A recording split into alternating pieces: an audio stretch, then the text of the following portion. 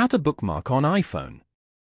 To get started, first of all go ahead and open up the Safari application on your phone.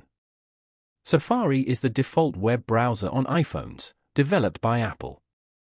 It allows users to browse the internet, view websites, and manage browsing data. Once you're here, go to the search bar below and go to www.google.com. Then, go to the bottom panel and tap on the share icon in the middle.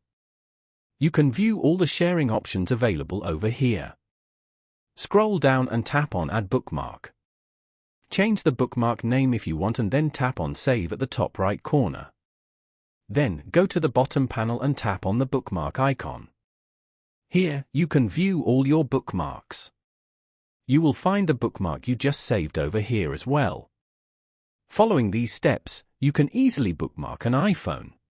Thank you for watching. Please leave a like if this tutorial helped you, or leave a comment below if you have any questions related to the video.